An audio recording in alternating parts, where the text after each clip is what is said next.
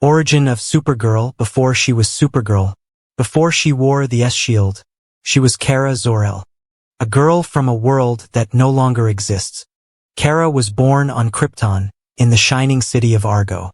Unlike her baby cousin Kal-El, she was old enough to remember the crystal spires, the endless silver skies, the hum of the planet's living heart beneath her feet. But even in paradise, doom was coming. Krypton's core had been dying for centuries, its fate sealed by the very science that had once made it great. Kara's father, Zor-El, brother of Jor-El, knew the planet's days were numbered. When the final tremors began, Kara was just a teenager. She didn't yet understand the true scale of what was about to happen. Her father explained it in one sentence. "Kara, you must live even if Krypton does not." Jor-El had built a rocket for his infant son, but Zor-El had his own plan.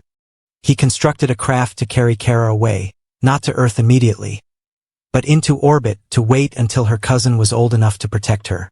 The launch was chaos. The planet cracked beneath their feet. Buildings fell like sand castles under a rising tide. As Kara's pod sealed shut, she saw her parents one last time, their faces calm, even as fire swallowed the horizon. Then darkness.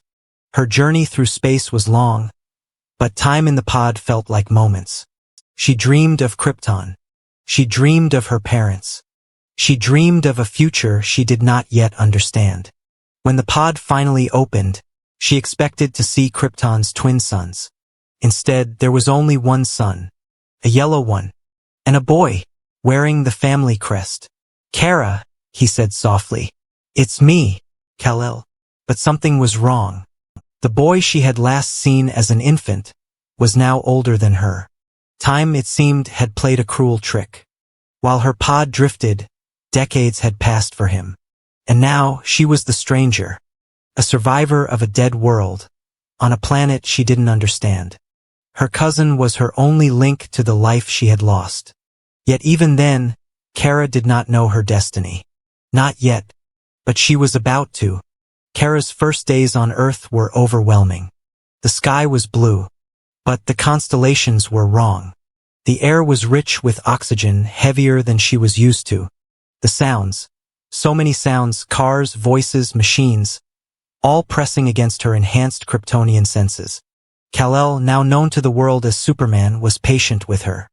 He explained what Earth was, how its yellow sun made their bodies stronger, and how, here, they could do things no Kryptonian could have imagined. But strength wasn't the same as belonging. Kara felt like a shadow of herself. Her parents were gone. Her city gone. Her purpose unclear. And there was something else. Her cousin was a legend. The Man of Steel. The protector of Earth. How could she ever live up to that? Superman didn't give her a choice. One afternoon, high above the clouds, he told her, "Kara, I won't always be here.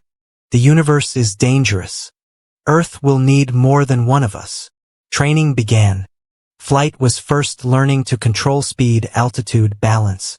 She stumbled at first, but soon, the sky felt like home again.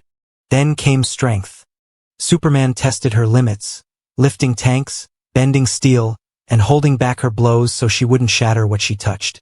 But the hardest training was restraint. On Krypton, she had been an ordinary girl. Here, she was a living weapon. One wrong move could harm someone without meaning to. Her first real test came sooner than expected. A Kryptonian warship entered Earth's orbit, a survivor's beacon from the Phantom Zone.